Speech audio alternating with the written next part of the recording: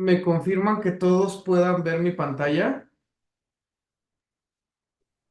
Sí, Dick, ya se puede observar. Perfecto. Bueno, antes de comenzar con la parte importante y medular de esta presentación, deben de tomar en cuenta estos puntos importantes. Prevengan renovar su fiel si es que éste está a punto de vencer. Tienen que tener su fiel vigente porque particularmente para la declaración anual de persona moral se tiene que firmar con la fiel, ya que esta es como si fuese tu firma autógrafa y ya tiene un par de años que la autoridad te obliga a firmarla con la misma. Validen tener internet de alta velocidad y que sus accesos al portal sean correctos. Y de igual manera, tener el cierre fiscal en contabilidad completo con todos los ajustes operativos. Aquí les voy a pasar un comentario y los que estén tomando nota, pues ahora sí como le digo a mis alumnos, es hora de sacar libretita y lápiz y apunten lo siguiente. Para este punto, que es tener el cierre fiscal en contabilidad completo, hagan la compulsa de la nómina que está actualmente timbrada en el SAT versus la nómina que tienen registrada, ¿ok? En contabilidad. Ese es el primer punto. Voy a irme despacio por si están tomando nota, no se queden atrás. Segundo punto. Hagan la compulsa de los pagos hechos de a personas físicas por concepto de arrendamiento, por concepto de prestación de servicios profesionales, ya sea en actividad empresarial o en régimen simplificado de confianza, que estén los pagos efectivamente erogados y que de igual manera estén registrados en su contabilidad. Y por último, hagan la compulsa de los ingresos que tengan declarados al mes de noviembre versus los que traigan en contabilidad. ¿Por qué? ¿Por qué estoy haciendo estos comentarios? Esta información, y lo veremos más adelante, es información que ya se encuentra precargada. Imagínate que yo sé que aquí no hay contadores así, que eres un contador y por X razón estás el 29 o el 30 de marzo o el último, ya el mero día y quieres presentar tu declaración anual y te das cuenta que no te cuadran o tus ingresos o tus nóminas o tus pagos efectuados a terceros. Entonces, ¿qué tienes que hacer? Tienes que presentar la complementaria, pagar y esperar a que la página se actualice y te lea esta información. Entonces, en este tercer punto, en donde yo estoy manifestando tener un cierre fiscal en contabilidad completo con todos los ajustes operativos, me refiero a que compulses que lo que tienes contablemente sea exactamente lo que ya esté en la plataforma del SAT. Debemos entender que si bien somos un país tercermundista y ahora con Morena más, las autoridades en materia fiscal cuentan con una plataforma bastante robusta para la fiscalización. Lo que no cuenta es con la envergadura suficiente para fiscalizar en tiempo real. Muchos países primermundistas quieren copiar el sistema recaudatorio que hoy en día existe en nuestro país. Entonces, están en perfecto tiempo para que en este mes, aparte de que prevean su cierre fiscal, recuerden que tienen que ser contadores preventivos y no correctivos. Entonces, al prever su cierre fiscal este año, dentro de los ajustes operativos es que hagan una proyección adicionalmente de lo que ya tienen de enero a noviembre, proyecten los ingresos de diciembre, proyecten los gastos, erogaciones y todo lo que tenga que ver con el mes de diciembre para que ya tengan una precantidad a pagar en la declaración anual y no lleguen el día del mes de la declaración anual, tengo que pagar 400,000, tengo que pagar medio millón, tengo que pagar tanto, ¿ok? Entonces, esta es una parte muy importante. Creo que hay algunos comentarios. Voy a revisar. Un segundo.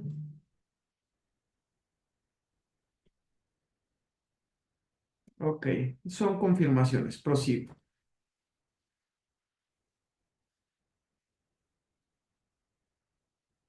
Ok, y por último, elaborar papeles de trabajo ordenados, lógicos y con su debido soporte. Particularmente, la declaración anual de personas morales, régimen general, régimen simplificado de confianza, tal cual lo dice su segunda palabra, es simplificado, no nos genera tanta controversia en su llenado. Pero una declaración anual de persona moral, régimen general, tiene su respectivo grado de complejidad. Yo en mi firma siempre he sido fiel creyente de que la declaración anual la preparas en primera instancia en un papel de trabajo, ¿ok?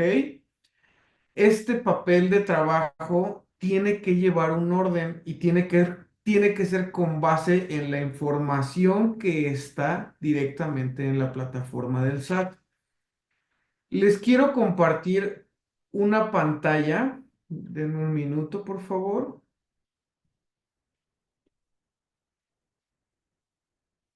Listo. Ok, es esta. Esta pantalla que actualmente ustedes ven aquí es una pantalla de un archivo en Excel que se diseñó en la firma para la elaboración de la declaración anual. Tiene un orden lógico y tiene un debido soporte. Si se fijan, todas las pestañas están nombradas. Iniciamos con la balanza del ejercicio anterior. Me voy a ir despacio por si están teniendo un poquito de lentitud con base en lo que proyecto y el tiempo real en el que lo ven. Tienen su balanza del ejercicio anterior, tienen la balanza del ejercicio actual. Posteriormente pasamos al llenado del estado de posición financiera y ojo, hoy por hoy, las declaraciones anuales quitaron el estado de flujo de efectivo y de variaciones en el capital contable, dejándonos vigente el estado de posición financiera y el estado de resultados, ¿ok? Pero no eliminaron la comparatividad entre cada ejercicio y deben de tener cifras más o menos congruentes. De hecho, si traen en el momento que estén haciendo su llenado comparativos y traen variaciones fuertes en comparación con el año pasado, hay notas en la declaración anual que ustedes pueden llenar para darle soporte y evitar que eso sea una red flag para la autoridad. Posterior al llenado del estado de posición financiera, sigue el llenado del estado de resultados.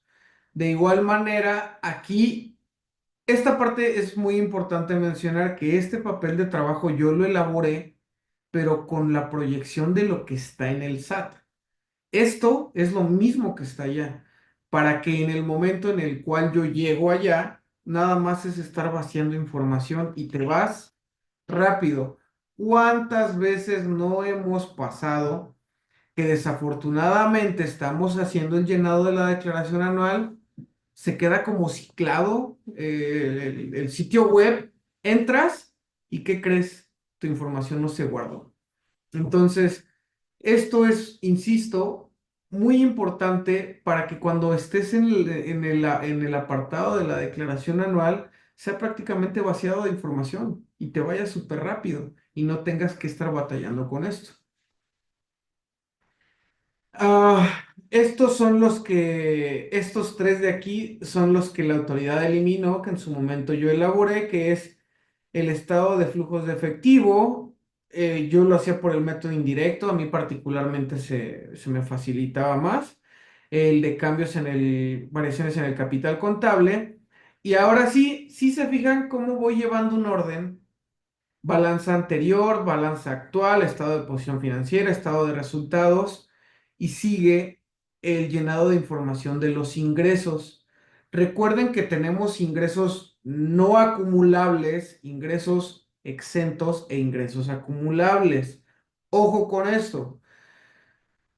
Si te vas a leer el artículo 16 en materia de ISR, te da la definición de ingresos acumulables y posteriormente te dice cuáles son los no acumulables. El 17 de renta te dice los momentos de acumulación en materia de ISR y el 18 de otros ingresos. Artículos importantes que deben de tener aquí.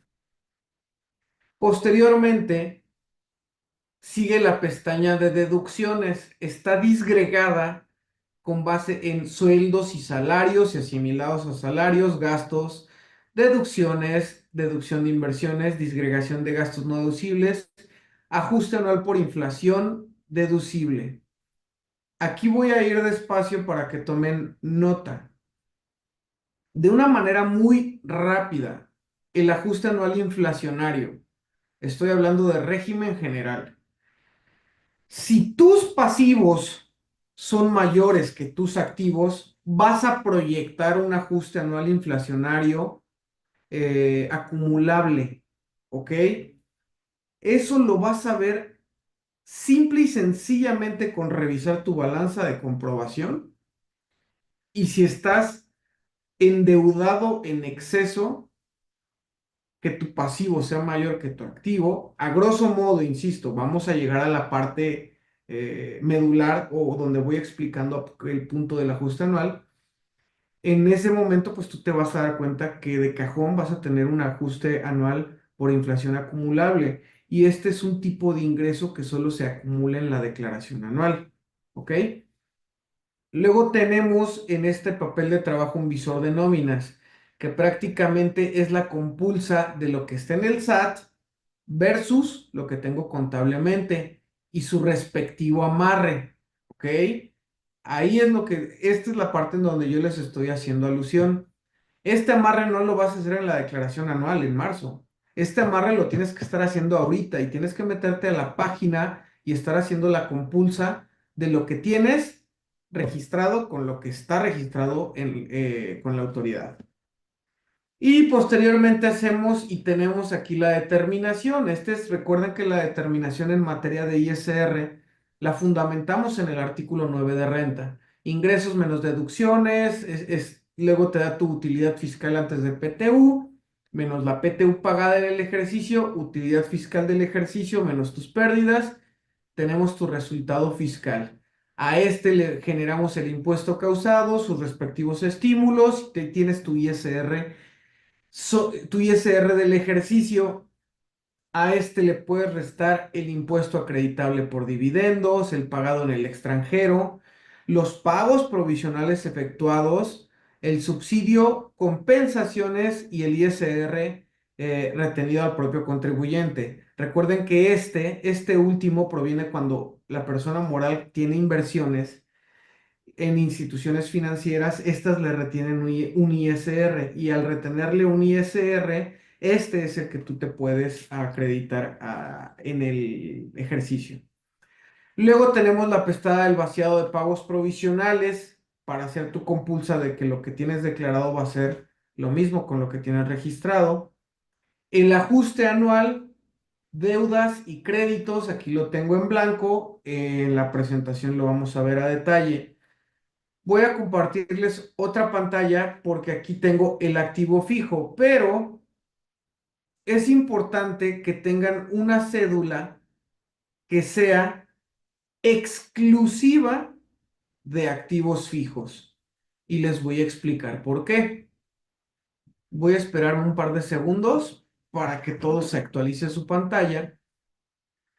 Si se fijan, esta es una cédula de activos fijos.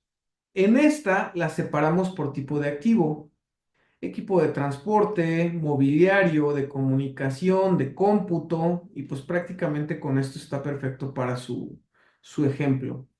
El nombramiento del activo fijo y posteriormente aquí traemos la fecha de adquisición, el valor original, el porcentaje de depreciación anual, la depreciación mensual, los meses de uso, la depreciación anual y con los respectivos INPCs para determinar, permítanme que me apareció algo en la pantalla, para determinar la deducción de inversión. Muchos le llaman depreciación fiscal y dicen que eso es incorrecto, que no existe. Existen varios libros que mencionan como depreciación fiscal, pero insisto, deducción de inversión, depreciación fiscal, como lo quieran llamar. ¿Ok? Y hasta aquí, muchos tienen sus papeles de trabajo hasta esta parte. ¿Ok? Pero ¿qué pasa? No tienen el control, disculpen, aquí listo, no tienen el control del valor residual y no van actualizándolo. Entonces, la parte importante, si se fijan cómo aquí lo voy manejando año uno, luego año 2 partiendo sobre su valor residual, luego año 3. Esta es la parte importante, el no omitir el valor residual de cada uno de sus activos. Por eso, particularmente hablando, la cédula de activos fijos tienen que tener un control muy robusto. Y al final del día, ¿qué es lo que va a pasar? Que esta cantidad que estoy señalando, que es el monto original de la inversión, debe de cuadrar contra lo que ustedes tengan registrado en su declaración anual, la depreciación contable contra lo que traen en sus libros contables y obviamente pues la deducción de inversión, ¿ok? Vamos a regresar a la pestaña anterior. Segundo.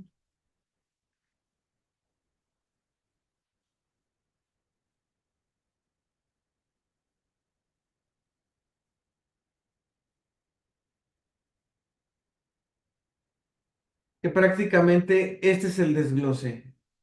No olviden la conciliación fiscal contable, que también tiene comparativo del año anterior con el año actual. La pestaña de pérdidas fiscales, determinación de PTU, coeficiente de utilidad, CUFIN, la CUCA. Si se fijan, el orden que deben de tener, bajo este orden es el que yo sugiero y a mi punto de vista el más correcto que deben de hacerlo. Esta cédula de trabajo creada por su servidor está perfilada justamente a facilitarte el trabajo y nada más llegar a ver tu declaración anual y ponerte a hacer tu vaciado. ¿Ok? Habiendo explicado esto, vamos a seguir con la presentación. Ok. Entonces, tener papeles de trabajo ordenados, lógicos y su debido soporte. Tener a la mano la declaración anual 2023. En este caso, ya no es tan necesario porque las cifras, bueno, para su servidor, porque las cifras del 2023 las voy registrando en mi papel de trabajo. Si no tienen un papel de trabajo diseñado de esta manera, sí va a ser necesario que tengan a la mano la declaración anual del 2023. Deben de revisar los acuses de envío de la contabilidad electrónica. Como bien lo mencioné, aquí estoy tocando puntos claves que ya hice alusión. Sus pagos provisionales del ejercicio 2024 deben de estar debidamente registrados y pagados. Adicionalmente, tienen que consultar la opinión de cumplimiento, artículo 32-D del Código Fiscal de la Federación. Ese es el fundamento legal del cumplimiento del cumplimiento de obligaciones fiscales. Disculpen, me disocié. Ok. Y hacer una revisión aleatoria de sus FDIs. Eso es más que nada con la compulsa, que tiene mucho que ver con lo que hablé de ingresos y egresos. Deben revisar que al preparar la declaración anual del ejercicio 2024, toda la contabilidad esté completa. No hacer ajustes o registros posteriores a la declaración anual, ya que con posterioridad puede ser que los saldos sufran afectaciones entre las cifras declaradas y las que modificaron. Ok. Personas morales. Particularmente tenemos régimen general de ley, título segundo, régimen simplificado de confianza, reciclo, que son aquellas personas morales que no van a tener más de 35 millones de pesos de ingresos en el ejercicio, la del sector primario y personas morales con fines no lucrativos, título tercero de ISR. Generalidades de la declaración anual. La declaración anual es una obligación formal de las personas morales. Se debe de presentar dentro de los 3 meses siguientes al cierre del ejercicio que se declara, o sea, a más tardar el 31 de marzo. Se puede accesar al portal y llenar el formato fiscal con la contraseña, pero es obligatorio enviar la declaración anual con la fiel. Este es de los comentarios iniciales que les hice. Obligaciones de las personas morales. Anótenle. Artículo 76 están las obligaciones de las personas morales. Los contribuyentes que obtengan ingresos de los señalados en este título, además de las obligaciones establecidas entre otros artículos de esta ley, tendrán las siguientes obligaciones. Y si nos vamos a su fracción cuarta, nos dice formular un estado de posición financiera y ojo con esto, y levantar inventario de existencias a la fecha en que termine el ejercicio de acuerdo con las disposiciones reglamentarias respectivas. Muchos hacen un inventario a la mitad del ejercicio y otro en enero al cierre del ejercicio. Otras empresas lo hacen en enero, pero del ejercicio. Entonces, tengan mucho cuidado con esa parte porque sí tienen que tener el inventario como lo marca la obligatoriedad en el 76 fracción cuarta. Obligaciones de las personas morales. De acuerdo a lo anterior, solo están obligadas a formular el estado de posición financiera. Los demás estados financieros son obligatorios en la declaración anual. Hoy por hoy, no. Solo es el estado de resultados y el estado de posición financiera. El de flujo de efectivo y el de variaciones en el capital contable han sido removidos. ¿Por qué? Porque fue un dolor de cabeza, fueron errores de la plataforma y mil cosas. La autoridad lo metió como su prueba piloto un año y luego al siguiente lo quitó. Sin embargo, sí debes de tenerlos, ¿eh? Ojo, el que la autoridad los haya quitado, no existe la omisión de no tenerlos. Quiero hacer aquí un comentario bien importante. Debemos de tomar en cuenta que la parte fiscal emana de la parte financiera. A mi humilde punto de vista, decir es que yo soy contador fiscalista, de financiero no tengo nada. Eso es completamente un error. Para ser un buen contador fiscalista tienes que ser un buen contador financiero. Desde ahí hay que partir. Porque si te vas a leer el artículo 28 y 42 del código, particularmente el 33 del reglamento, ahí la autoridad se faculta a que tienes que tener como obligatoriedad en tu contabilidad el estado de posición financiera, el estado de resultados, el estado de flujo de efectivo y el estado de variaciones en el capital contable. Entonces, ¿es una obligación tenerlos? Sí. ¿Se encuentran hoy en día en la declaración anual? No. ¿Ok? Ojo con esto.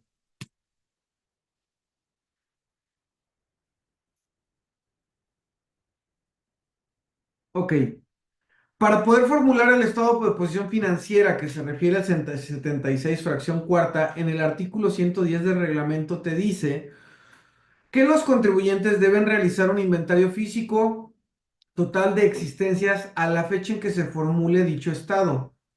La práctica del inventario podrá anticiparse hasta el último día del mes anterior a la fecha de terminación del ejercicio o efectuarse mediante conteos físicos parciales durante el ejercicio. Es lo que les dije anteriormente, sin embargo, aquí se encuentra el fundamento. En ambos casos deberá hacerse la corrección respectiva para determinar el saldo a la fecha de terminación referida. Y si no cumplo con la obligación y si no está documentado y si no me cuadra, ¿qué sucede? Derivado de la obligación de levantar inventarios físicos al cierre del ejercicio y no hacerlo o hacerlo incorrectamente, la autoridad podrá presumir en materia de IVA con base en el artículo 8 faltante de bienes en inventarios.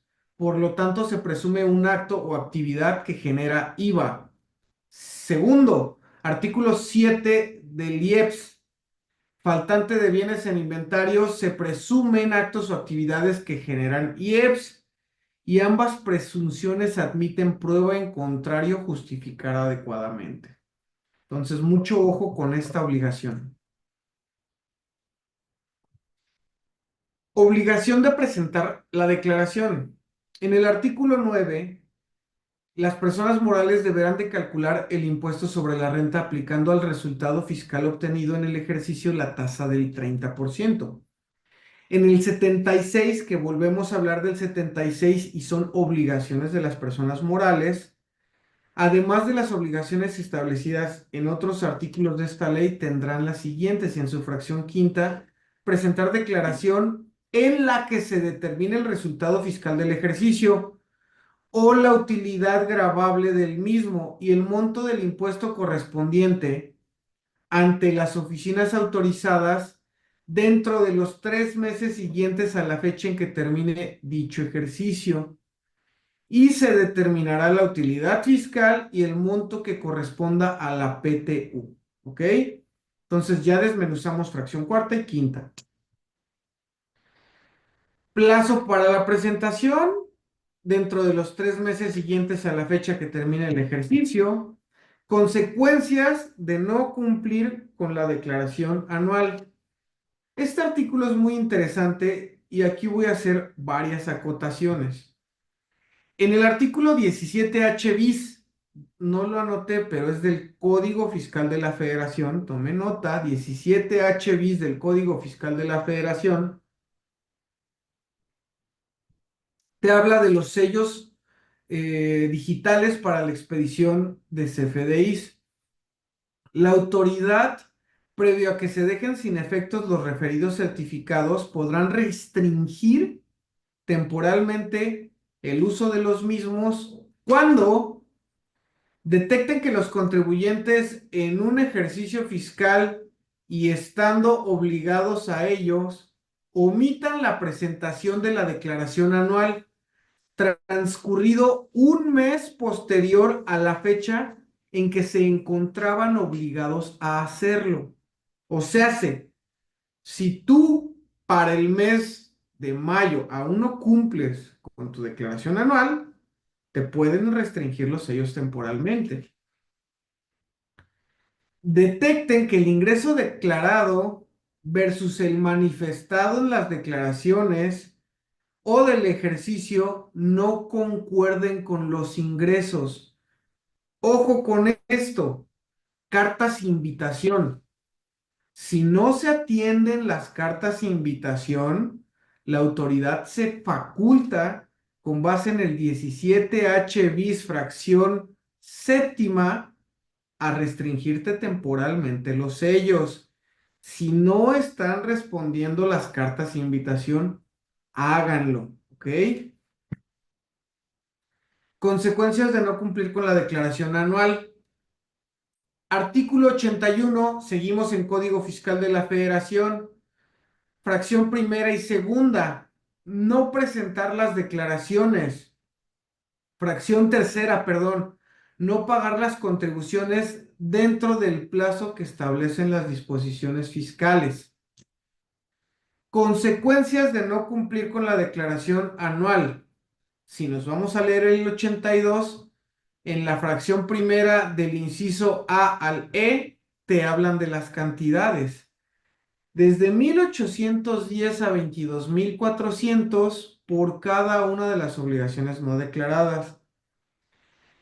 De 1810 a 44.790 por cada obligación a que esté afecto al presentar una declaración, solicitud, aviso fuera de plazo señalado o por incumplimiento. De 17.000 a 34.000 por no presentar el aviso a que se refiere el artículo 23. ¿A qué se refiere el artículo 23? Saldos, devoluciones. Y de 18 a 36 por no presentar las declaraciones en los medios electrónicos, estando obligado a ello. De 1840 a 5.880 en los demás documentos. Entonces, ojo con las consecuencias en materia de multas. Ingresos que se deberán declarar por las personas morales. Hace un momento yo les mencioné acerca de los ingresos no acumulables, ingresos exentos e ingresos acumulables, ¿ok? Los ingresos que deben declarar son los provenientes de México, los nacionales y los provenientes del extranjero por personas morales residentes en México, teniendo o no un establecimiento permanente. Ojo, ¿qué se considera establecimiento permanente? Cualquier lugar de negocios en el que se desarrollen parcial o totalmente actividades empresariales o prestaciones de servicios, ¿ok? Se entenderá como EP lo que te manifiesta en el artículo segundo de ISR. Y también anoten, este artículo lo correlacionaría yo con el artículo 9 de Código 10, con el 9 y 10, que te habla de residentes en México y que te habla de establecimiento permanente. ¿Ok? Entonces, es importante también considerar esto. Resultado fiscal. Artículo 9. Las personas morales deben determinar el resultado fiscal del ejercicio que se va a declarar, así como la PTU. El formulario fiscal está diseñado para determinar el resultado en el orden previsto que te marca el 9 de renta. Y es este. Resultado fiscal. Ingresos acumulables menos deducciones autorizadas igual a utilidad fiscal antes de PTU, menos PTU pagada. Ojo con este señalamiento que estoy haciendo. Igual a utilidad fiscal después de PTU menos pérdidas fiscales por amortizar, te da tu resultado fiscal por la tasa de ISR igual a ISR del ejercicio. Vean aquí cómo está hecho y voy a regresar, denme un segundo,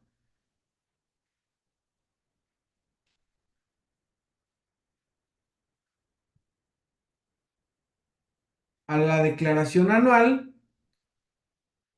porque voy a hacerlo más grande. Aquí es el resultado fiscal, te da tu impuesto causado del ejercicio, menos los estímulos por aplicar al impuesto causado te da tu impuesto sobre la renta y a este le puedes disminuir el impuesto acreditable por dividendos o utilidades distribuidas, el impuesto acreditable pagado en el extranjero, pagos provisionales efectuados, subsidio. Sí, efectivamente, subsidio. Chéquense el artículo 10º transitorio y te dice que el subsidio lo aplicarás contra el ISR por sueldos y salarios y que si todavía tienes un remanente después de hacer dicha aplicación, lo podrás aplicar contra ISR retenido a terceros. No especifica, solo dice a terceros o contra el ISR propio. Entonces te da las dos opciones. Léanlo. Artículo 10º transitorio de la Ley del Impuesto sobre la Renta. Compensaciones y el ISR retenido al contribuyente. ¿Ok? Entonces, vuelvo a la presentación que se quedó en el resultado fiscal. Se complementa con todo esto que tenemos aquí para poder determinar el ISR a cargo.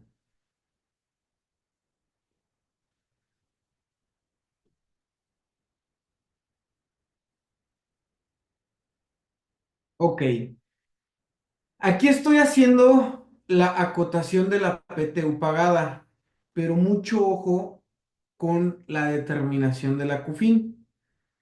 En la determinación de la CUFIN te dice que partas sobre tu resultado fiscal y le restes la utilidad fiscal reinvertida, le restes el ISR pagado y le restes la PTU pagada.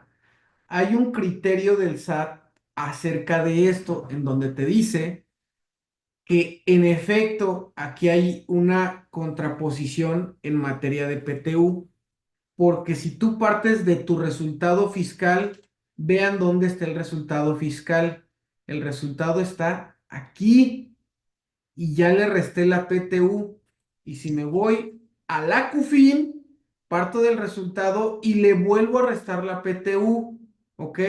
Entonces, ojo con esto. Cuando estén haciendo el llenado de la CUFIN, partan sobre el resultado fiscal antes de PTU. ¿Ok? Para que no cometan este error. Y es más, cuando lo están llenando en el aplicativo de la declaración anual, no te va a cuadrar si lo haces así. ¿Por qué? Porque es incorrecto el restar dos veces la PTU pagada. ¿Ok? Entonces, aquí este está nada más, insisto, como informativo para que no lo dejen fuera. Ingresos acumulables. No se imaginan cuántas veces a mí me han dicho, oye, contador, fíjate que estoy comprando una propiedad en efectivo. Y por ahí me pasaron el tip de que con base en la ley de procedencia de recursos ilícitos y de lavado de dinero, etcétera, etcétera, tengo un umbral de aproximadamente 700,000 pesos y con eso puedo pagarlo en efectivo. ¿Por qué estoy haciendo este comentario? Aquí tienen presente en pantalla algo bien importante. Y esto es una tesis aislada, ¿ok?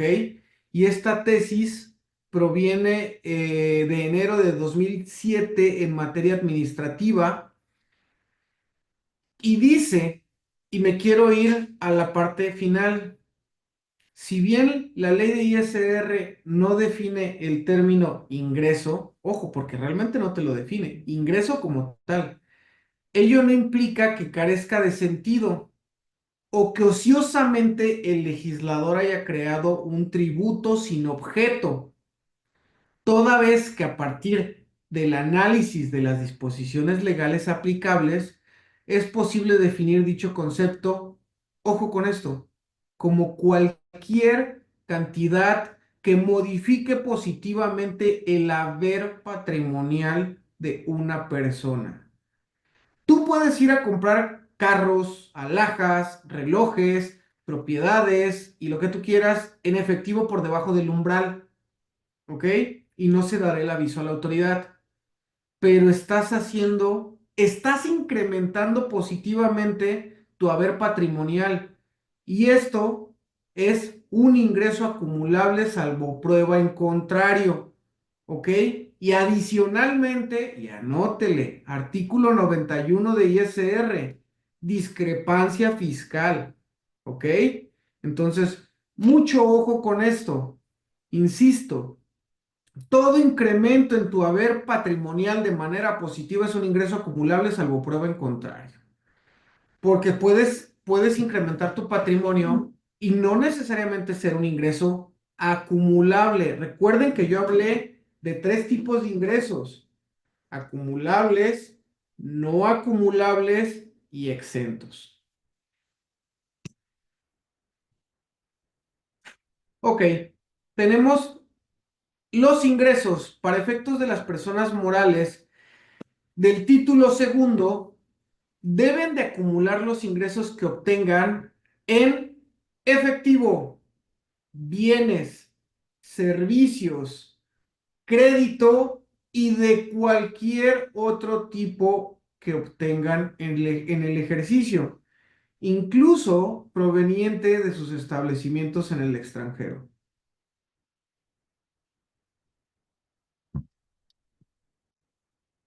Recuerdan que les di los fundamentos legales y se los vuelvo a dar. Artículo 16, 17 y 18.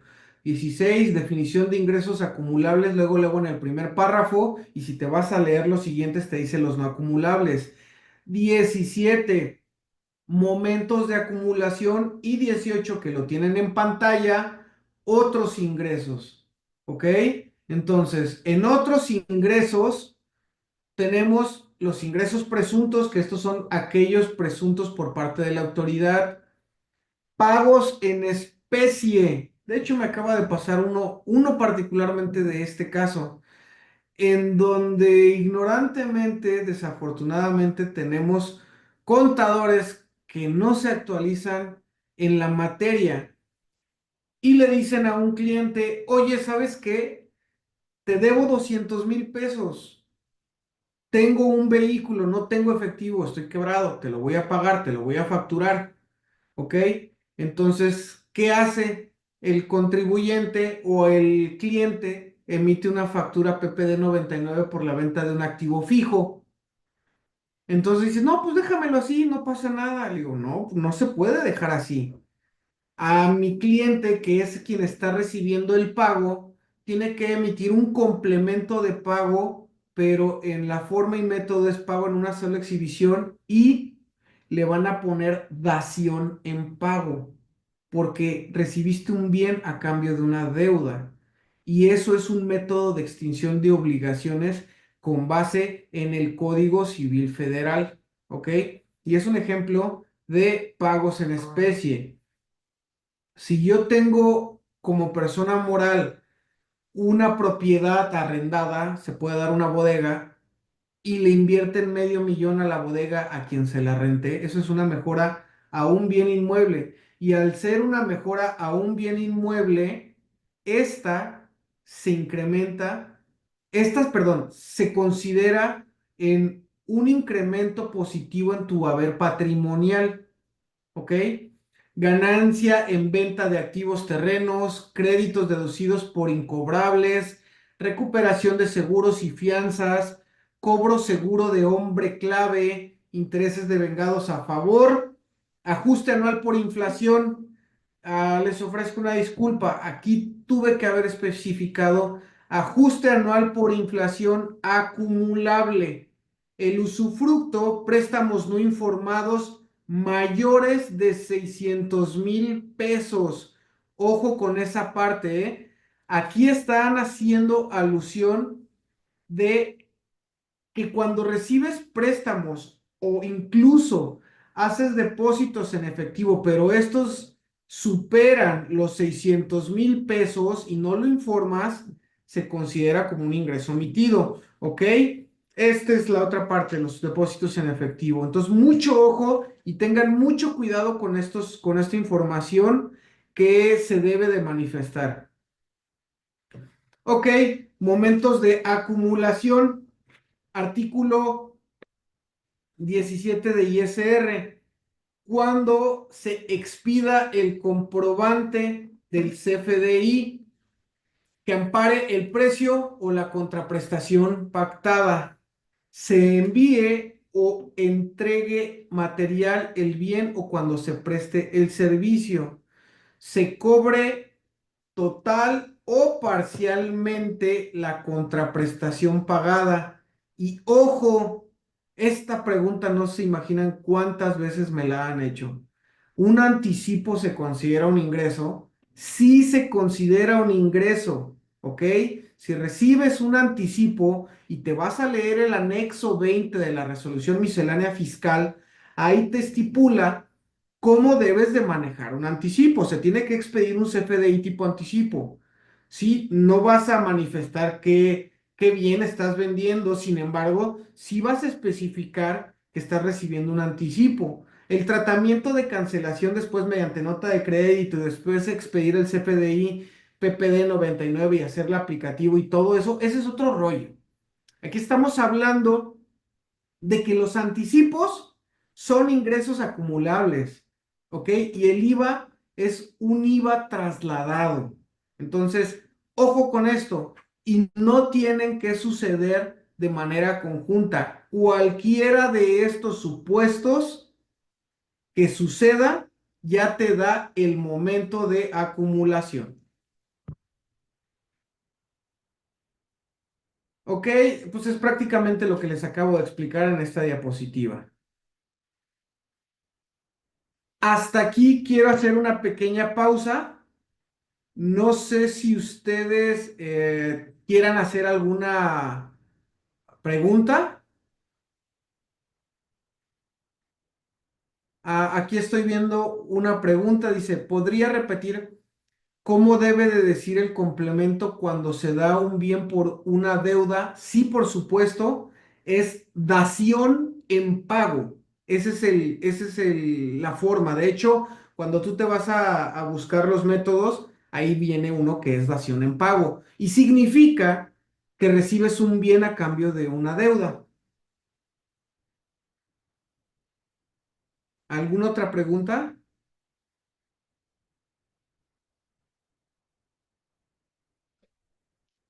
Ok, al parecer, ahorita no hay más preguntas. Perfecto. Segundito. Ay, Dios, me pasé.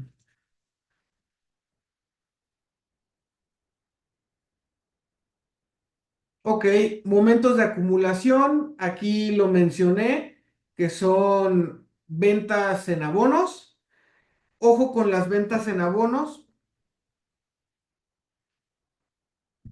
Las ventas en abonos es cuando emites un CFDI PPD 99 y te van haciendo pagos parciales, ¿ok?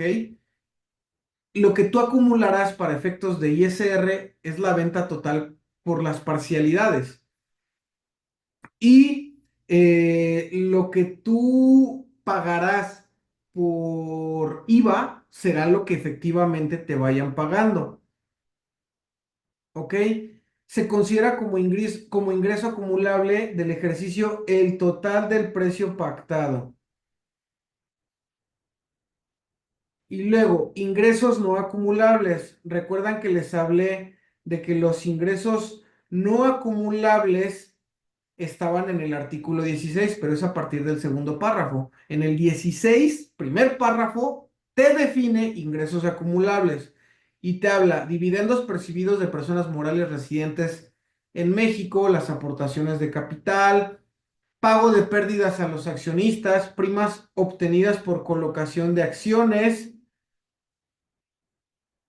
utilizar para evaluar sus acciones el método de participación y la revaluación de activos y de capital.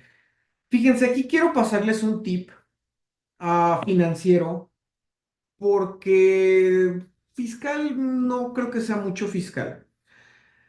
Me ha sucedido en muchas ocasiones porque tenemos empresas aquí en la firma que licitan ante gobierno. Y para hacer licitaciones ante gobierno, te piden tener cierto capital contable.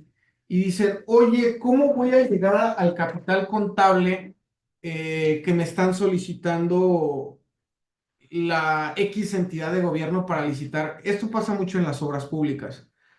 Entonces me dice, oye, tengo que tener, no sé, 20 millones. Pero la empresa, al revisar su balanza de comprobación, nos percatamos que cuenta con bienes inmuebles, ya sea edificios, locales, terrenos, ve tú a saber mil cosas, o incluso maquinaria que quizás ya perdió su valor en materia de lo que, ¿cómo explicárselos de una manera más sencilla? Financieramente hablando, en materia de NIFs para activos fijos, tú puedes depreciar un activo no necesariamente con base en lo que te marca la ley del impuesto sobre la renta. Lo puedes depreciar con base en su vida útil, ¿ok? Que no necesariamente es la que te da la ley. Entonces, ¿por qué estoy haciendo acotación a esto? Porque a lo mejor yo compré no sé, una retroexcavadora, pero realmente en el año 15 no sé, 10 por dar un año yo la tengo un valor, pero hago una revaluación de activos, incluyendo esa retroexcavadora y todos esos terrenos, ¿ok? Entonces, el valor que yo tenía contablemente es menor al que realmente tienen. Obviamente tienes que tener un perito evaluador que te haga dicho avalúo. Entonces, ¿qué va a pasar? Tú vas a incrementar en tus activos esa revaluación de activos y por ende la contrapartida es capital. Entonces estás haciendo un incremento en tu capital contable. No estás haciendo nada ilegal. Es completamente legal hacer esta clase de revaluaciones de activos. Entonces, hacerlo de esta manera te ayuda a que disculpen, me cambié de diapositiva, te ayuda a poder incrementar el capital contable de la empresa solamente haciendo revaluaciones. Entonces, esto que está aquí plasmado en la diapositiva no son ingresos acumulables. Ok, esto yo ya había hecho el comentario. Mucho cuidado con las aportaciones de capital y préstamos mayores a 600,000 pesos. Se deben de informar al SAT en la declaración informativa de la forma oficial 86A. Información de préstamos, aportaciones para futuros aumentos de capital o aumentos de capital recibidos en efectivo. Si no se informan estas cantidades, se convierten en ingresos acumulables. El artículo 113 del reglamento de ISR establece que en el caso de que las cantidades en un mismo ejercicio se reciban en dos o más pagos, los contribuyentes presentarán la información dentro de los 15 días posteriores a la última cantidad por la que se superen los 600,000 en efectivo. Entonces tengan mucho cuidado con esto para que son de los puntos finos que deben de tener en la declaración anual para no perderlos de vista. Ok, aquí estoy haciendo acotaciones ya directamente de la página. Si se fijan, estoy en la parte de ingresos exentos o no acumulables. Y aquí es donde tú tienes que poner tipo de ingreso sin ingresos exentos en caso que no los hayas tenido.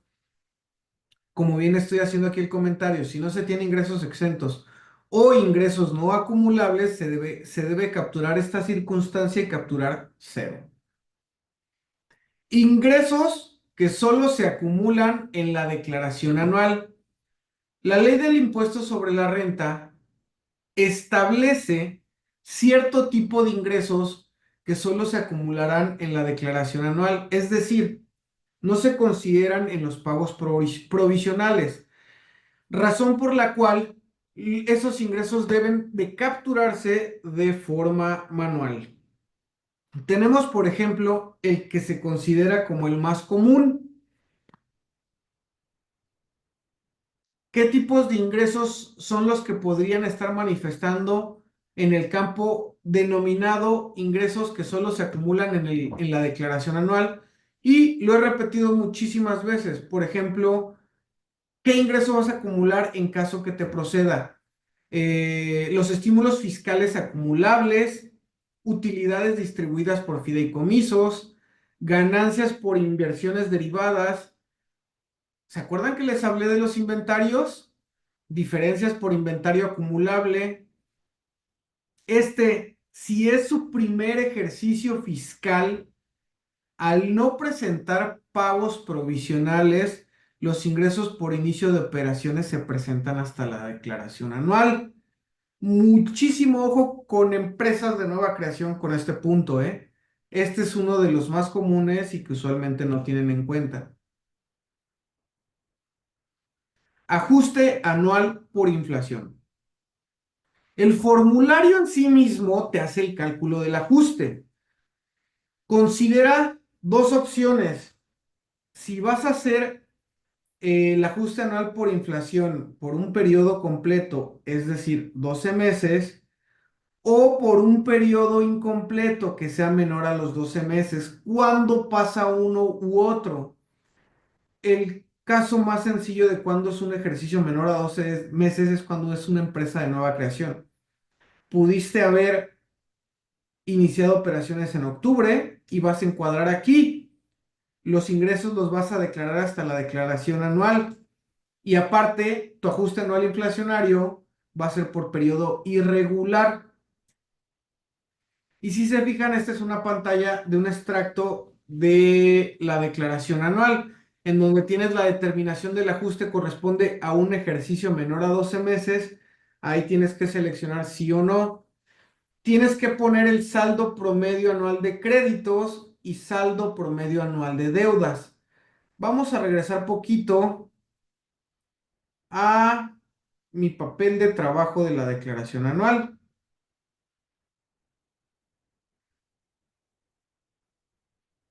Vámonos al ajuste anual inflacionario. En el ajuste anual inflacionario, si ustedes se fijan aquí, ya lo traté de hacer lo más grande que se tiene, tenemos de enero a diciembre, prácticamente aquí tú vas a ir llenando los conceptos que entran como deudas y los conceptos que entran como créditos. Y te va a sacar tu saldo promedio. Se fijan cómo lo tengo formulado.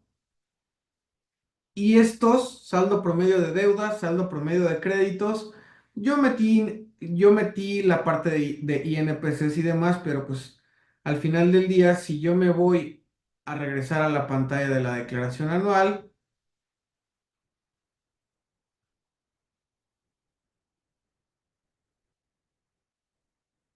al llenar esta información, en automático te calcula esto. ¿Ok? Aquí está. Aquí lo había puesto. Les doy un ejemplo del ajuste anual por inflación. Deudas, pues entran proveedores, acreedores a corto plazo, largo plazo, documentos por pagar, aportaciones para futuros aumentos, bancos, inversiones en créditos, clientes, deudores diversos, saldos a favor. Hay que desmenuzar. Tome nota, artículo 42, 43 y 44 de ISR que nos habla acerca del ajuste anual inflacionario. Conceptos que debemos de considerar en los créditos o deudas. Digo, mi analogía va a ser un tanto simple, pero cuando yo imparto esta materia, que es ISR Personas Morales, y me toca explicar esto, yo les digo a mis alumnos, créditos va a ser la parte de tus activos y deudas va a ser la parte de tus pasivos, pero obviamente al leer la ley te va a especificar qué es un crédito o qué activos se considerarán créditos y qué es una deuda o qué pasivos se considerarán deudas. Por ejemplo, aquí tenemos anticipo a proveedores, no aplica, bancos, efectivo, clientes, depósitos en garantía, créditos a cargo de personas físicas con actividades empresariales y personas físicas cobrados a mayor a 30 días. ¿La caja chica es un crédito? ¿Ustedes qué creen? Pues la caja chica no se considera crédito porque ese está en tu poder, ¿ok? Entonces, crédito es todo aquello que es tu dinero en manos de terceros, así de sencillo. Deudas, vamos en contrasensu, sentido contrario, es el dinero que tú te estás jineteando que proviene de un tercero, ¿ok?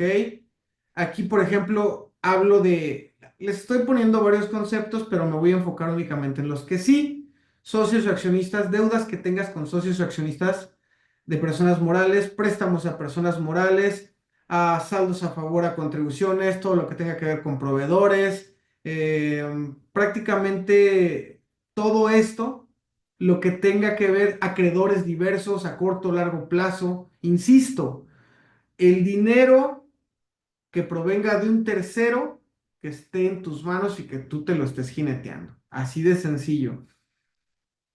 Por eso cuando yo comenzaba mi presentación les decía una cosa.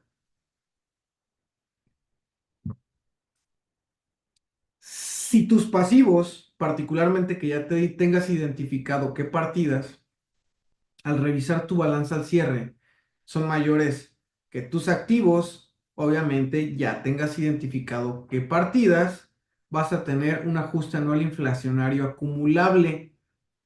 Por el contrario, si los créditos son mayores que tus deudas, tu ajuste será un ajuste anual por inflación deducible. ¿Ok? Entonces, tengan cuidado con esa parte para que, ay Dios, me lo salté, para que vayan tomando nota de esto. Anticipos de clientes, conceptos de deudas, aportaciones para futuros aumentos, contribuciones causadas, cuentas por pagar, proveedores nacionales o extranjeros, ¿ok? Entonces, aquí les dejo a grosso modo, insisto, no omitan el revisar la ley.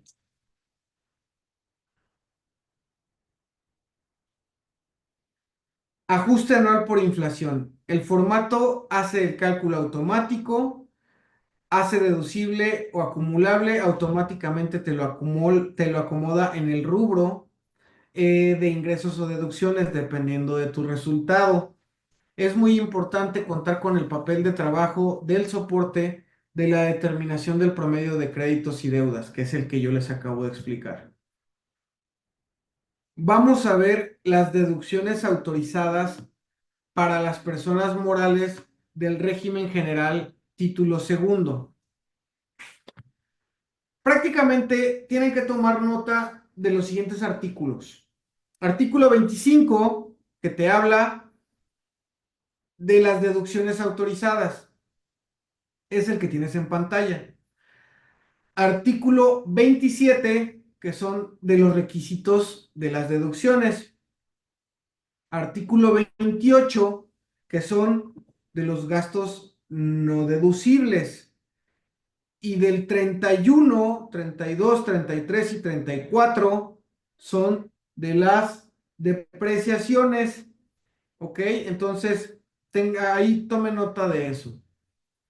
Entonces, aquí estoy en las deducciones autorizadas, son las devoluciones que se reciban o los descuentos que se hagan en el ejercicio, el costo de venta, gastos de operación, inversiones, créditos incobrables o pérdidas por caso fortuito o de fuerza mayor. Los créditos incobrables, para poderlo deducir, tuviste que haber iniciado el respectivo juicio por la deuda no pagada, ¿ok?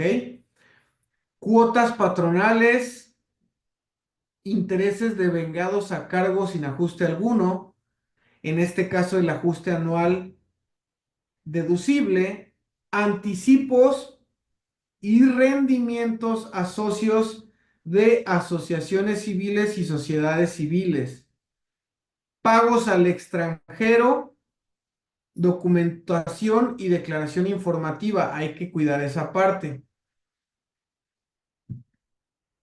Y si se fijan, aquí tengo el llenado de las deducciones autorizadas. Sueldos, salarios, gastos, deducciones relacionadas con la nómina, deducción de inversiones, costo de venta, ajuste anual por inflación deducible. Y vamos a ver la pantalla de la declaración anual,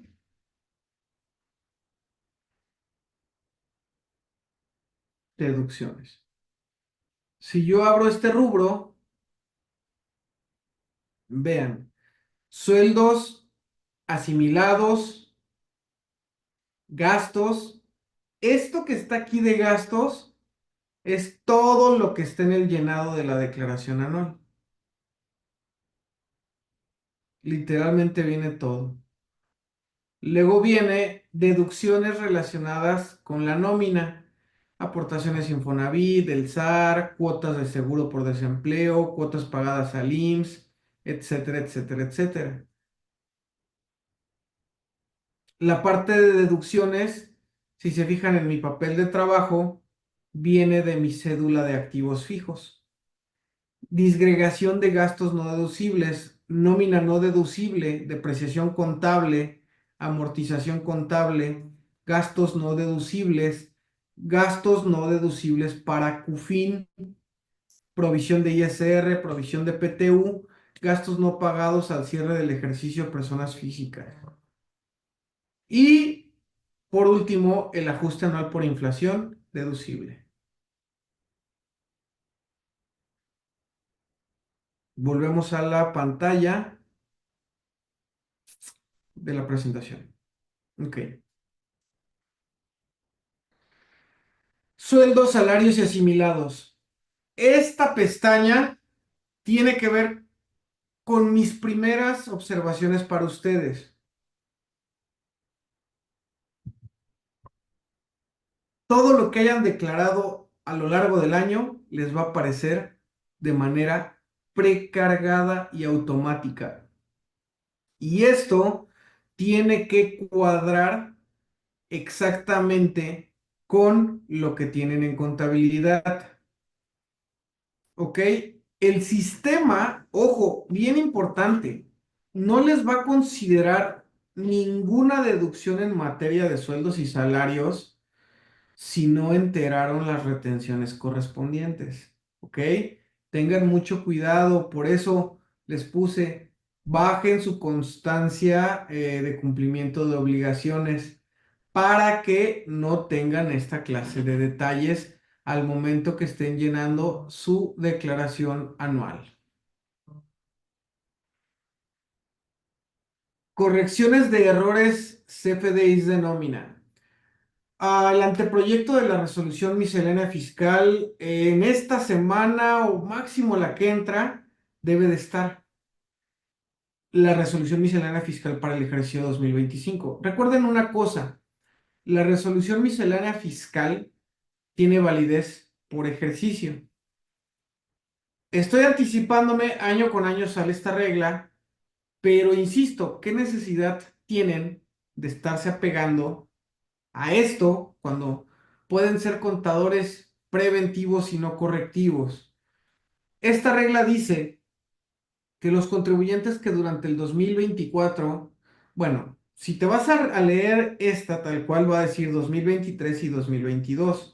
Yo cambié fechas, insisto, hay que revisar la resolución miscelánea fiscal para el 2025 y la regla tendrá que decir algo como esto: los contribuyentes que durante 2024 hayan emitido CFDIs de nómina con errores u omisiones podrán por única ocasión corregir estos errores siempre que el nuevo comprobante se elabore a más tardar el 28 de febrero de 2025. La regla actual dice de 2024 y se cancelen los comprobantes que están sustituyendo.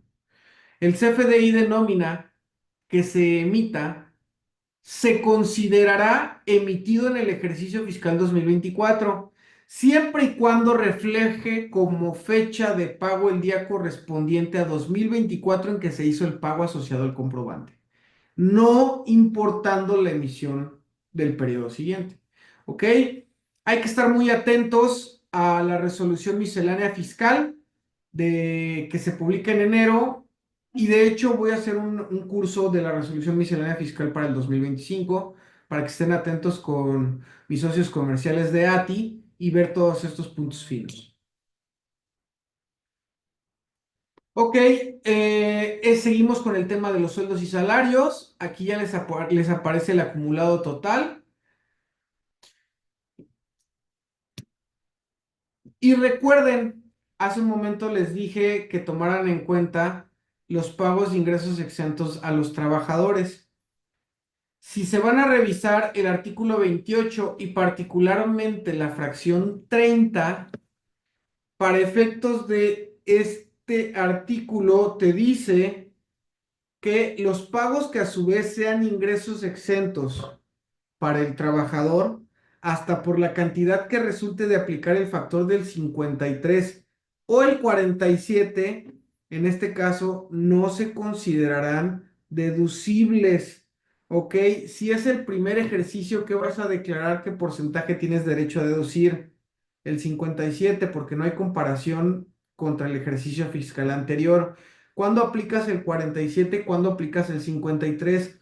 Si disminuiste las prestaciones de los trabajadores en comparación con el año pasado, en ese caso solo podrás deducir el 47. Si tus prestaciones son iguales o superiores, va a ser el 53.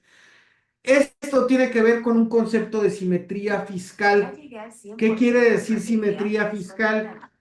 Quiere decir que si en este caso para el trabajador es un ingreso exento y no paga impuestos, para mí como persona moral, pues en su caso se considerará como un gasto no deducible. Tiene que ver con eso. ¿Ok? Pasamos a la siguiente diapositiva. Ok, aquí les estoy dejando una regla importante para que la lean. Vamos a ver, es lo que les comentaba, que prácticamente está en la parte de lo que tiene que ver la deducción del 57 o del 43.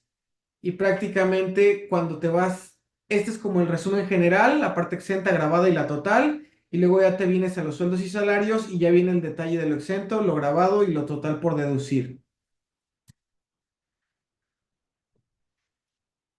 Prácticamente creo que aquí la copié dos veces, una disculpa. Aquí es el monto deducible, pero lo que tiene que ver con el costo de venta, todas las nóminas inherentes al costo de venta, hay que registrarlas en su respectivo rubro.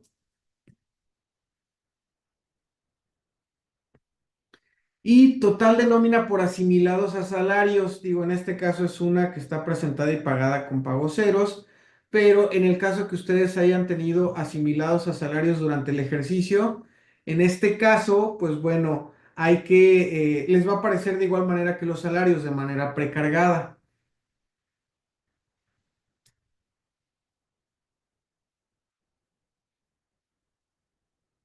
Hace rato yo hice alusión a los anticipos a rendimientos.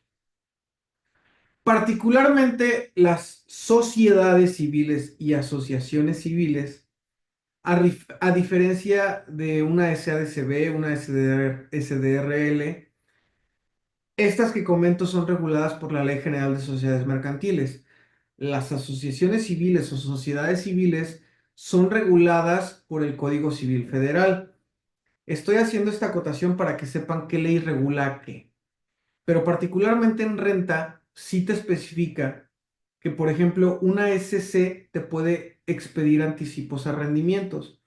A los socios particularmente, o a gerentes, diferentes conceptos que te lo puntualiza el 94 de renta que te habla de los asimilados a salarios. Estos, en pagos provisionales al ser sociedad civil, los puedes disminuir y cuando los timbras ya te aparecen de manera prellenada, pero tiene un efecto en doble sentido y ahorita lo vamos a ver. Vamos con la parte de deducción de gastos. Ok, deducción de gastos, pues prácticamente estoy tomando en cuenta fracción primera, las devoluciones. es importante mencionar que en el 31 de reglamento te dice que las devoluciones, descuentos o bonificaciones que se efectúen con posterioridad al segundo mes del cierre del ejercicio en el cual se acumuló el ingreso o se efectuó la deducción, los contribuyentes podrán restar el total de las devoluciones en lugar de hacerlo en el ejercicio que se acumuló el ingreso y del cual derivan, ¿ok? Ojo con esto, te está dando una opción para deducir en diferente ejercicio. Esta opción no debe modificar tu coeficiente de utilidad en más del 10% y no tenga como consecuencia determinar utilidad fiscal en lugar de la pérdida. Si no te modifica en más del 10 y no te cambia de utilidad a pérdida, lo puedes aplicar, ¿ok? Si encuadras en estos dos supuestos, no lo puedes hacer. Estamos hablando de las que se timbren en los primeros dos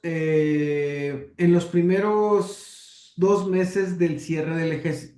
En los primeros 2 meses posterior al cierre del ejercicio, se hace enero y febrero. Pero insisto, no puede modificar tu coeficiente de utilidad en más del 10% o menos y no tiene que generar un efecto de utilidad a pérdida.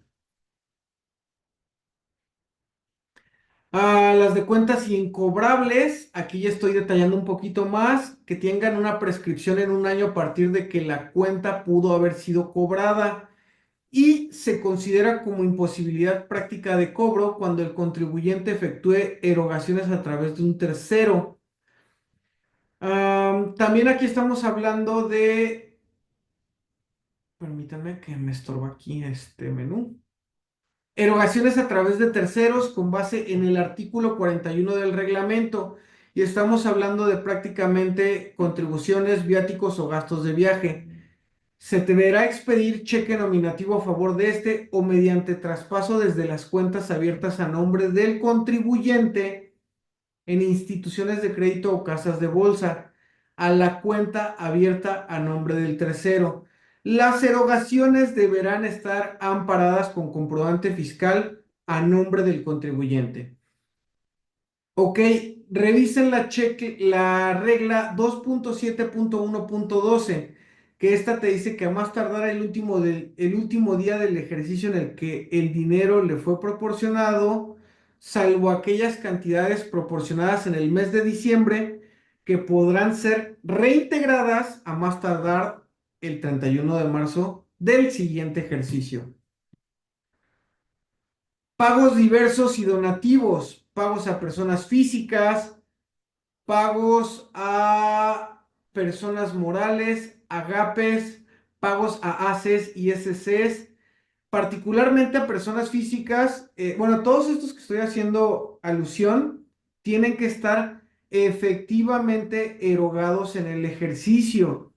De no ser así, estas partidas van a pasar a ser en su conciliación contable fiscal como una deducción contable no fiscal. Ojo con eso. Pagos con cheque efectivamente cobrados. Deducción ejercicio en que se cobre siempre que la fecha del comprobante y fecha de cobro no hayan transcurrido más de 4 meses, excepto con proveedores de régimen general.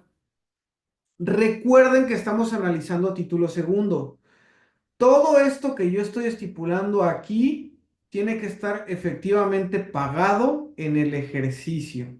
De lo contrario, va a jugar en su declaración anual como una partida, como una deducción contable no fiscal. Anticipos para gastos son deducibles en el ejercicio. Hace rato hablamos anticipos a proveedores, anticipos de clientes. Anticipo para gastos son deducibles en el ejercicio sí, siempre que exista el comprobante fiscal del anticipo en el mismo ejercicio en el que se pagó. B, comprobantes fiscales que amparen la totalidad de la operación a más tardar último día ejercicio del ejercicio siguiente y que reúnas los demás requisitos fiscales, ¿no? Que ya conocemos. Prácticamente aquí tienen toda la parte de la pestaña en la declaración anual de las deducciones autorizadas, que es la que les mostré en mi papel de trabajo. Anticipos y rendimientos de sociedades civiles y cooperativas. Viene precargado.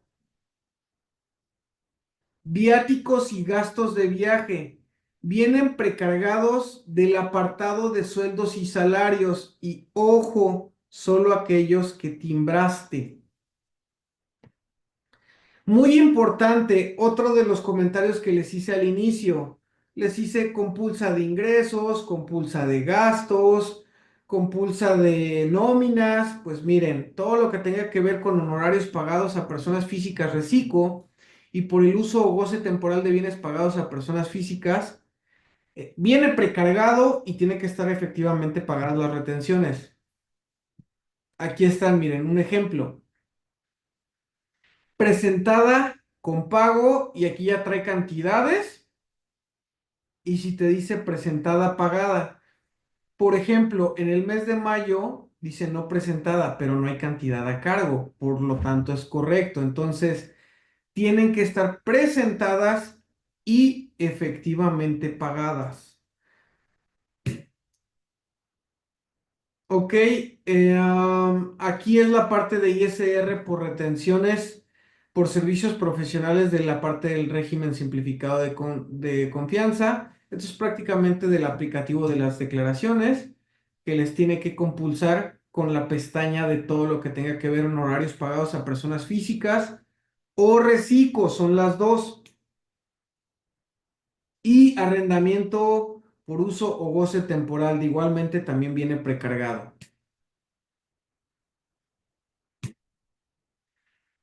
¿Se acuerdan que les mostré una pestaña de nóminas? Perdón, una pestaña de deducciones de mi papel de trabajo. Pues es todo esto. Si se fijan, aquí ya vienen todos los conceptos: asistencia técnica, combustibles, lubricantes, consumos en restaurantes. Tiene su respectivo porcentaje de deducción, los consumos en restaurantes, contribuciones, fletes, gastos en general, etcétera, etcétera. Aquí esto es de la pantalla del aplicativo de la declaración anual. Misma temática, todo lo que tenga que ver con la parte de nóminas. Y si se fijan, este es un ejemplo de cómo les aparecería ya el precargado. Aquí ya está en este ejemplo y en esta diapositiva combustibles, contribuciones, devoluciones, descuentos, intereses, pérdida cambiaria, pérdida fiscal en enajenación de terrenos, gastos en general. Gastos totales, te debe de cuadrar contra tu cédula de gastos, en este caso mi papel de trabajo, o la que ustedes así tengan. Y luego viene la parte que tiene que ver, ay Dios mío, me cambió, con los gastos de las deducciones relacionadas con la nómina. De igual manera se las mostré en mi papel de trabajo y así quedaría. Los pagos al Infonavit, al SAR, Seguro Social y los impuestos locales por concepto de remuneración de salarios, que en el caso de nosotros, los que estamos aquí en el estado de Guanajuato, es el impuesto sobre nómina. Deducción de inversiones. Prácticamente esta ya se las mostré. Aquí les estoy mostrando del año 1 al año 3, pero es la misma diapositiva, que es llevar un control muy meticuloso de todos sus activos. Consideraciones en activos fijos. Integrar correctamente el monto original de la inversión. Se puede deducir a partir del ejercicio siguiente o el ejercicio y la deducción se podrá iniciar con posterioridad a estos plazos, pero mucho ojo, pierdes el derecho a la deducción a la que se tuvo derecho. ¿Qué quiere decir con esto? Vamos a suponer que yo adquiero un activo en octubre y por X razón, para efectos míos, yo no la quise depreciar ni deducir la inversión en el ejercicio. Entonces, si nos vamos a leer la ley, dice, si yo adquirí el activo en octubre, puedo comenzar a deducir a partir de noviembre y diciembre. Pero como no lo hice y voy a empezarlo a hacer por ejercicio completo hasta enero, yo ya perdí 2 meses y ya no los puedo deducir, para que tengan en cuenta eso.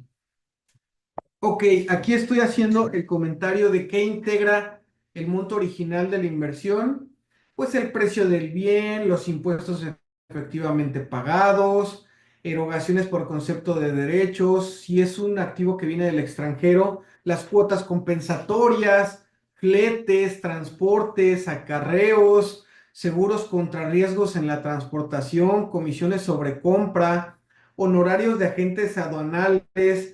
Tratándose de automóviles, se incluye en el monto original de la inversión el equipo de blindaje.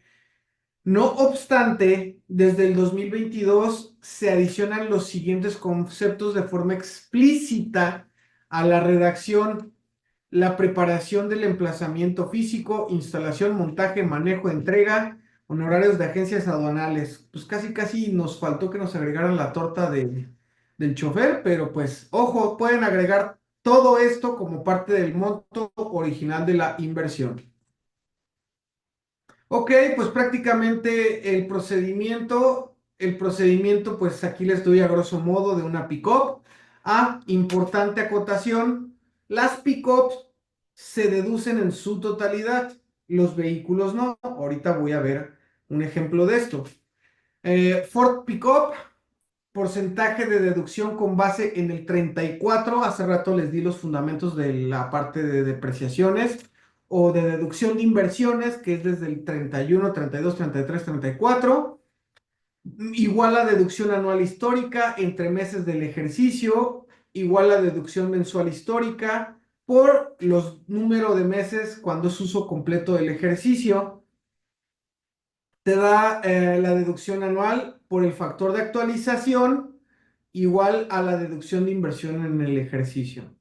Entonces, en este caso es el INPC del último mes de la primera mitad, o sea, hace junio del ejercicio en el que el bien se utilizó o fue utilizado, entre el INPC del mes de adquisición. Eso me va a dar mi factor de actualización. ¿Recuerdan que les dije los límites de deducción? En el 36, particularmente de fracción segunda de la ley del impuesto sobre la renta, te dice que un coche convencional solamente te parte la deducción a 175,000 más IVA. En uno híbrido es de 250,000 más IVA. Tope en el pago de arrendamiento en el automóvil viene en el 28 fracción 13. Convencional es de 200 por día, híbrido 285 por día. Si se dan cuenta, y aquí quiero hacer una pausa, en cómo si nos han hecho la actualización en cuestión de las tablas de ISR, el subsidio, en el anexo 8 de la resolución miscelánea fiscal que te habla de todas las tablas para personas físicas, pero seguramente habrá contadores aquí en línea que tengan más edad que su servidor y pues esto ya tiene muchísimos años en la ley que no se ha actualizado. Díganme hoy en día, ¿qué vehículo te cuesta 175,000 más IVA? Híjole, si no es uno chino de esos de carrito de lavadora, pues difícilmente, o hasta me atrevo a decir que no lo hay. También quiero hacer una pausa. Si ustedes compran un vehículo de 500,000 pesos, estamos hablando de que no sea híbrido, que su porcentaje de deducción es de 175,000 pesos. Pero vamos a suponer que de ese vehículo pago gasolina al mes de 20,000 pesos. La gasolina va a ser deducible en proporción a la deducción de este monto. ¿Me doy a entender? Los seguros o el seguro que yo pague por este vehículo, si me costó 50,000 pesos, pues solo va a ser deducible en proporción de este porcentaje de deducción. Muchos contadores en la práctica no lo hacen y es algo que se tiene que hacer. Ok, el límite de la deducción no aplica para camionetas pick-up, artículo 3 del reglamento de ISR. ¿Por qué? ¿Por qué pick-up sí? Seguramente porque una pick-up, una Ford Raptor de más de 2 millones de pesos me sirve para cargar y sí puedo decir esos 2,5 millones de pesos. Si mal no recuerdo, ¿qué otro vehículo? Está la nueva Homer, que cuesta creo que 3,5 millones, pero también se va a considerar como pick-up. Es un vehículo de lujo y aparte es eléctrico. Entonces, pues digo, autos, SUVs, no, pick-ups únicamente, ¿ok? Aquí es el apartado de deducción de inversiones.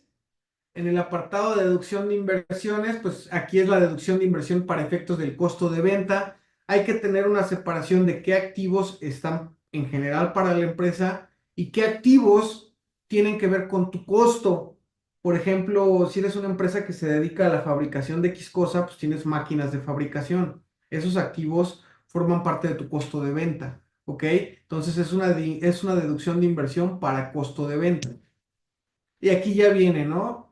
Oye, tu depreciación aplicada, en este caso va a ser conforme al título segundo, y ya vas a ir seleccionando cada una de estas.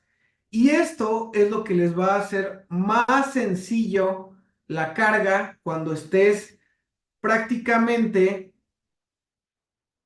en tu cédula de activos.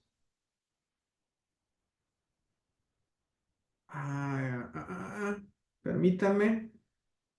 Aquí. Monto original y la depreciación fiscal o deducción de inversiones, ¿ok? Entonces, como eso ya lo tienes previamente lleno, pues ya nada más va a ser un vaciado,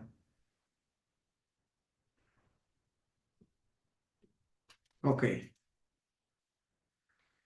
Y tienes que, aquí ya viene el desglose por el tipo de activo.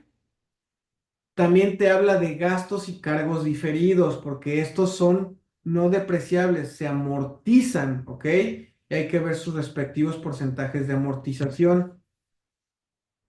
Automóviles, y si se fijan aquí ya se ve el ejemplo de cómo se va llenando cada uno de estos. Gastos relacionados, viene monto de inversión, gastos relacionados, el total el monto original de la inversión y su deducción actualizada. Este monto que viene aquí les tiene que cuadrar contra el balance en su declaración. Muy importante. Costo de ventas, pues prácticamente este es el extracto de la declaración anual. No tiene gran ciencia. El costo de ventas que se llenará usualmente es por el tipo de determinación por históricos. Yo aquí para efectos prácticos de mostrarle les puse de primeras entradas, primeras salidas por un costeo absorbente. Hay que checarse los artículos de costo de venta, por favor, para esta parte, donde ya viene tu inventario inicial más tus compras, menos el inventario final. Total de materiales utilizados, más mano de obra, más gastos relacionados a la mano de obra, más maquila, más gastos indirectos, más deducción de inversiones, más mano de obras es igual a tu costo de venta. ¿Ok? Y pues bueno, aquí ya viene la determinación de costo de producción. Prácticamente terminamos con la parte de facilidades administrativas o estímulos deducibles. Y aquí no sé si haya algún contador que estuvo en mi ponencia a mediados de año que tenía que ver con la parte de todo lo inherente a reformas, no reformas tal cual, sino los cambios trascendentes en materia fiscal por el ejercicio actual. Hablé acerca de estímulos nuevos. Entonces, pues bueno, parte de esos estímulos se manifiestan aquí.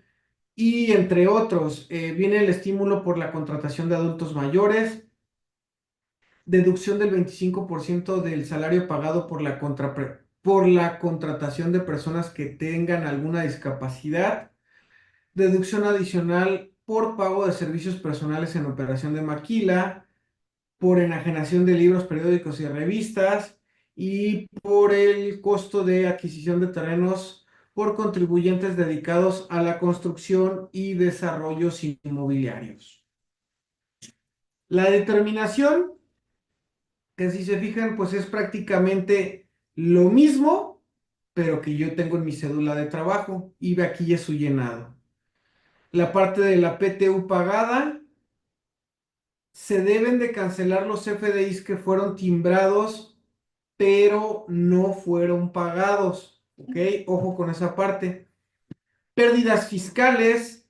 ¿Cómo se determinan las pérdidas fiscales? Hay dos supuestos. Cuando tus deducciones autorizadas son superiores a tus ingresos acumulables. Está fundamentada las pérdidas fiscales en el 57 de renta. Y segundo, cuando la PTU pagada es superior a tu utilidad fiscal. ¿Ok? Estos son los dos supuestos que te da. Y en este, el tercer supuesto es cuando las deducciones autorizadas son mayores a los ingresos acumulables, pero también la PTU pagada se suma a la pérdida anterior. Entonces, este es el tercer supuesto en el cual puedes generar una pérdida. Vean, deducciones mayores, PTU mayor, deducción y PTU mayor. ¿Ok? Las pérdidas se actualizan.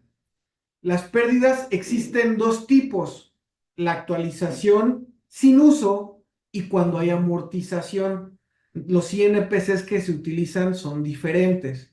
Entonces, tengan cuidado y lean con detenimiento el artículo 57. Prácticamente, esto es de la... Me voy a los dividendos. Me estoy yendo un poquito más rápido porque desafortunadamente el cierre fiscal es un tema que te da mucha tela de dónde cortar. Entonces, prácticamente estoy yendo y llevando los puntos finos, que es desde la proyección que tienen que estar haciendo este año, que es desde la compulsa que deben de estar haciendo este año y que es desde lo que ya tienen que ir adelantando y no ser correctivos, insisto. Ok, dividendos. El fundamento de los dividendos viene en el 10 de renta. Cuando provienen de la CUFIN, ya les mostré un papel de trabajo de la CUFIN, no existe pago de ISR. Cuando no provienen de la CUFIN, se tiene que piramidar el factor del 1.42. En el primer año, contra el impuesto que resulte a cargo en el ejercicio en el que se paga el impuesto correspondiente al dividendo. Dos ejercicios desde pagos provisionales es el acreditamiento y el acreditamiento no va a provocar saldo a favor. Ojo con eso. ¿Ok? Aquí les doy dos supuestos. Determinación de los dividendos sujetos al pago del impuesto, dividendos pagados 400, pero en la CUFIN había 60, dividendos sujetos al pago del impuesto 340,000. Por el factor de piramidación, esto 340 por 1.42 nos da 485. Por la tasa es de 145,717 el impuesto integral. Pagos provisionales y ISR retenido a la persona moral. Prácticamente aquí es cuando tú estás revisando la precarga automática y hubo pagos provisionales, aquí es donde te aparecen automáticamente. En caso de que vayas a hacer declaraciones complementarias, toma en cuenta en consideración el plazo de actualización del sistema. Se los dije al inicio de mi presentación. ¿Ok? El aplicativo toma la información del último periodo declarado y qué estatus de declaración esté pagado. Datos adicionales del coeficiente de utilidad. Coeficiente de utilidad, ¿cómo se determina? Utilidad fiscal entre ingresos nominales, sociedades civiles. ¿Se acuerdan que yo les hice el acotamiento de que las SCs o ACs en pagos provisionales pueden disminuir los anticipos a rendimientos? Pues te busca la simetría fiscal. Lo deduces en provisionales, pero ¿qué crees? Lo acumulas en el coeficiente. Utilidad o pérdida fiscal más tus anticipos a socios entre tus ingresos nominales. Ojo, no debes de considerar el ajuste anual por inflación, ¿eh? Se me estaba pasando ese dato bien importante.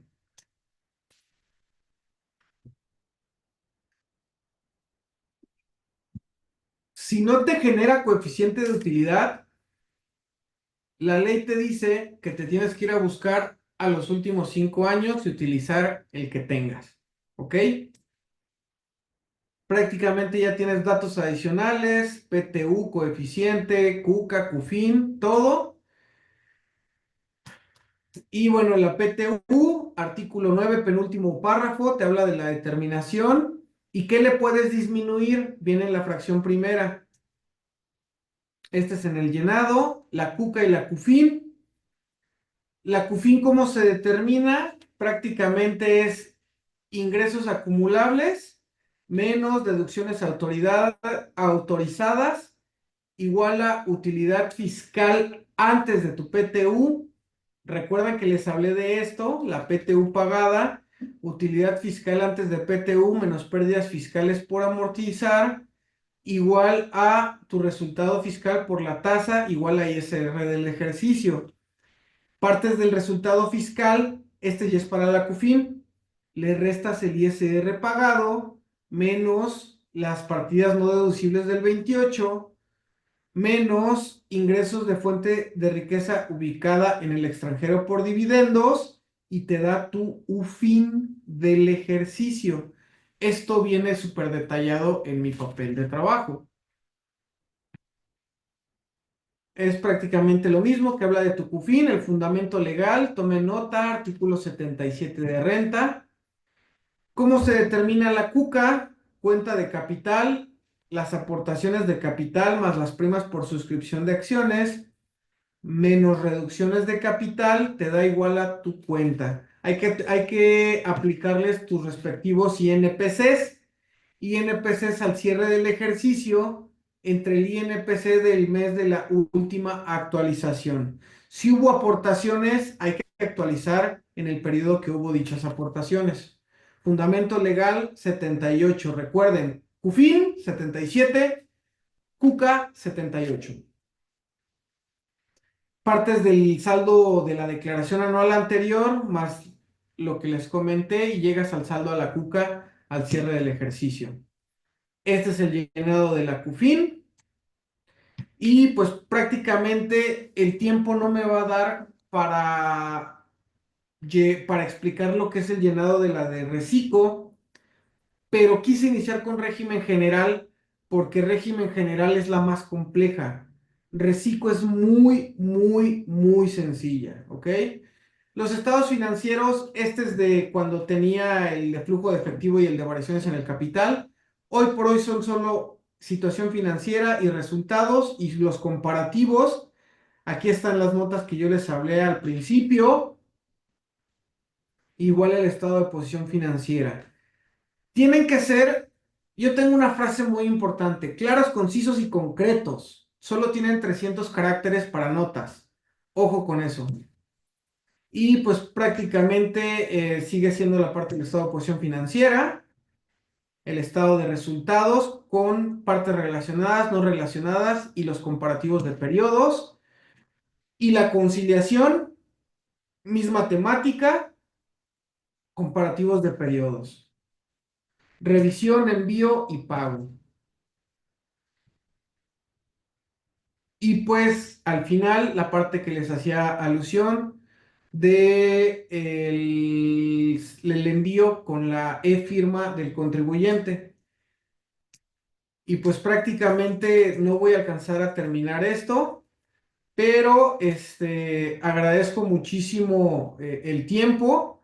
Ahora sí que por cuestiones de tiempo no pude terminar con Reciclo, sin embargo, insisto, Reciclo siendo menos complejo, sabiendo llenar régimen general, créanme que Reciclo está muy sencillo, persona moral Reciclo.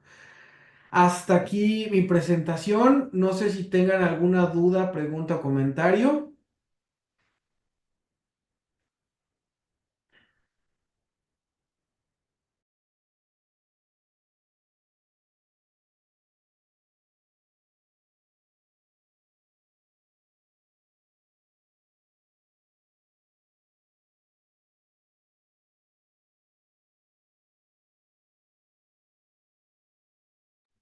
Sí, seguramente sí podemos hacer otra sesión para Reciclo, no tengo ningún problema. Realmente Reciclo no es mucho, si se fijan, son como unas 15, 20 diapositivas. Yo creo que en una hora, en otra sesión, la podemos programar con el gusto del mundo.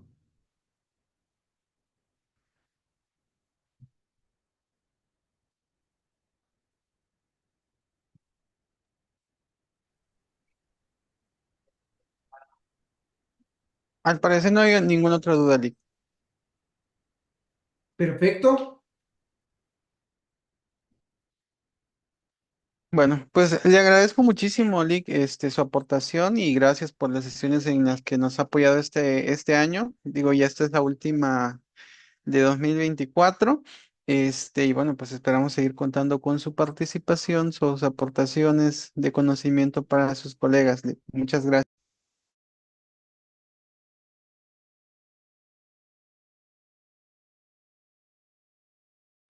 Está cerrado su micro, Lick. Les decía que gracias a todos también por su tiempo. Insisto, para mí es un placer quedar a su servicio. A mis colegas comerciales de ATI, tengo entendido que van a hacer una rifa para un diagnóstico fiscal a todos los presentes. Ellos ya me dirán cómo lo hacen y quién es a la persona que con el gusto del mundo les vamos a estar apoyando y dándoles un diagnóstico fiscal. Ok.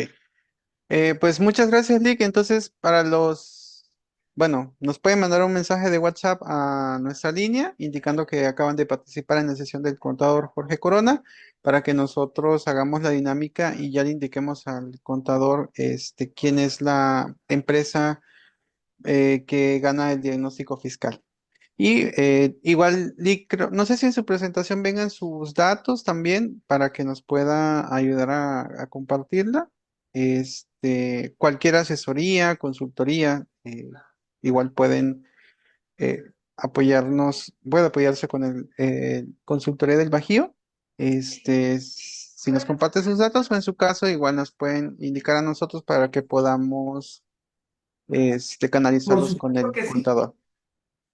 Les dejo aquí la página de la firma. Nos pueden encontrar si le ponen en Google Consultoría del Bajío y somos la primera página. Aquí está también el link. Les dejo mi teléfono particular. Es el 477-240-7460. Les pediría nada más de favor que me envíen un WhatsApp. No atiendo llamadas de números que no conozco y me digan, contador, le escribo de la conferencia que nos compartió por parte de ATI y con el gusto del mundo les voy a estar apoyando. Muchas gracias, Lick. Bueno, pues que tengan un excelente fin de semana. Les agradecemos su participación y quedamos pendientes de sus mensajitos para poder hacer la dinámica de la consultoría, de la auditoría, perdón. Muchísimas gracias a todos. Gracias.